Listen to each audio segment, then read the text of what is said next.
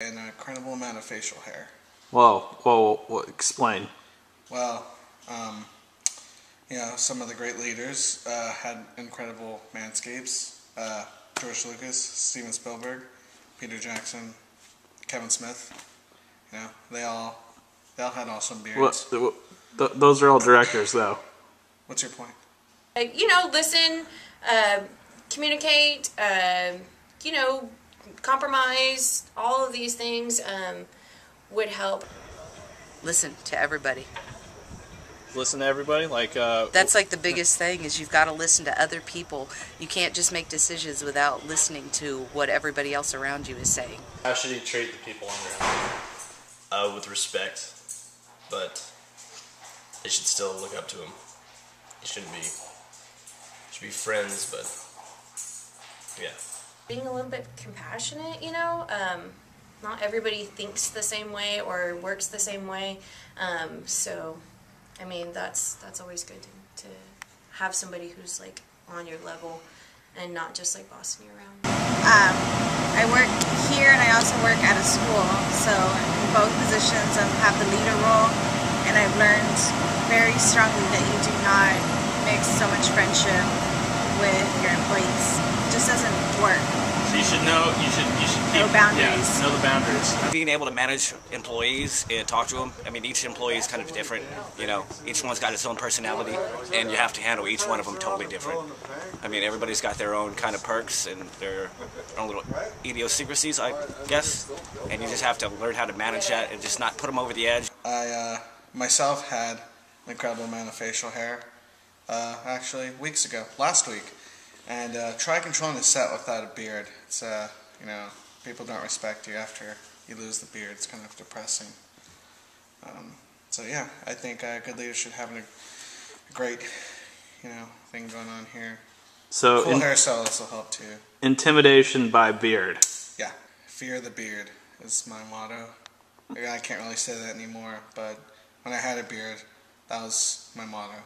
Fear the beard. A good leader should inspire people to be better than what they are already. So a good leader should be inspirational? Yes. A good leader is going to show by example and get out there and get their hands dirty or not get their hands dirty, whatever it is they need to do. But if they're leading other people, they need to be willing to do it too. Yeah. To think things through ahead of time before you actually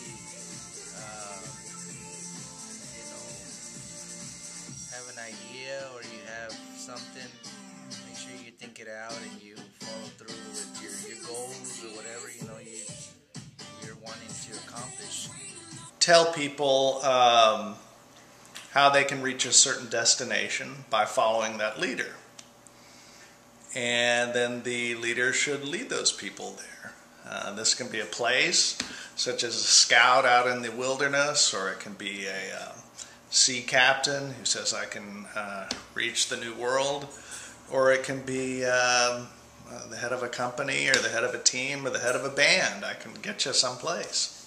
It's just kind of show them what to do, And if they don't know what you're doing, just let them follow you. Just do what you got to do. You know what I mean? A good leader should let people lead themselves. They should let people, when they make mistakes and errors and stuff, figure out ways to correct them. I really think that leadership is all about how leaders motivate their followers to reach their designated goals, and really it should be about how they enhance the performance of their followers and their satisfaction by focusing on employee motivation. Wow, gee, did you think about that by yourself? Yeah.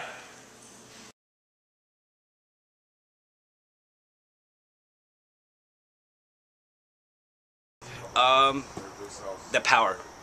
You get easy. It's just so easy for you just to be like, you got somebody doing your job now, so you can just easily just go off and just around. It's not having self-control. A lot of times, self-control gets people in trouble. Like they might forget about their work or their family, or they might be getting in trouble with the law. Maybe you have to be real careful. careful get in trouble, not to get in trouble, because you do certain things and they're not gonna want to see your name in the newspaper. Losing respect, losing how to be directive, how to tell directive, letting the employees run you instead of you giving motivating direction. The biggest mistake a leader can make is make a decision by himself, not to, you know. So making the decision without consulting other people. Without consulting other people. Yeah. One of the biggest things is just having a bunch of ideas and probably coming in and trying to do a bunch of things without listening first. That's probably one of the biggest mistakes, because you can have a bunch of great ideas, but they won't necessarily work until you listen to the people that are in there first. Yeah. So listen to other people with experience. And that's really one of the biggest things. I think would be probably thinking that they're too much the leader without getting opinions of other people. That doesn't really make for a good leader, I don't think, if you just think that you're like the boss over everything. They should work with people and not dictate, and telling them what to do every move and looking over their shoulders and not giving them any responsibility of their own. So no big heads, I guess, because you have to take into consideration like everything and everybody and every decision and every option. I've been in too many situations over the years in a leadership role where people are, or leaders are, you know, they dictate, they yell, they guide their people too much. You got to give people time and space to figure out what they need to do. I mean, you still gotta lead, but when there's issues and problems, you need to ask them how do you fix it. Empower your people. I think being afraid to say no to someone, like if you think what they're doing is bad, being afraid to tell them because you think you might hurt their feelings because it's for the greater good. So you should be firm as a leader. Yes. Okay. Failing to fully communicate to people how the leader intends to lead those people to a destination or a place or a status, what the cost of it will be. For example, leaders who've gotten people into wars and say, you know, if we win this war, here's all the benefits. But failing to fully identify all the costs of war, both in personal costs and long-term costs and costs of the economy and human suffering and things of that nature. I would say history indicates that those are the biggest mistakes that leaders have made, is not disclosing to people the price of following those leaders down the road to war or other places. Other good leaders, Mayor McCheese and Big Mac of McDonald's Land. Well, okay, explain it to me. Come on. You know, Mayor McCheese was a cheeseburger, and you know, he wasn't really the best leader. He could never really catch the Grimace or the Hamburglar. But Big Mac, you know, he didn't screw around. He went after those guys and kept the peace within McDonald's Land. I think a good leader is Obama, because he improved America after the president before us. The president. The president, why? Because that's the number one. Barack Obama is a good leader. Okay, and why? He's very smart. One Okay. thing. All right. I mean, a lot of people don't agree with him. I mean, especially Republicans. You know? Yeah. But I think he's a great leader. President Obama. Okay. I love him. Okay. Superman, the leader of the Super Friends, somehow keeps those guys, you know, from killing each other.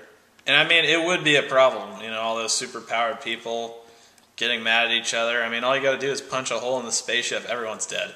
Take your ball and go home. I mean, heck, Superman could do it easily. He'd be able to survive. Oh. So, self-control, very important in a leader. You all should write that down, especially if you're Superman. I think Casey agrees. Yeah, she definitely agrees.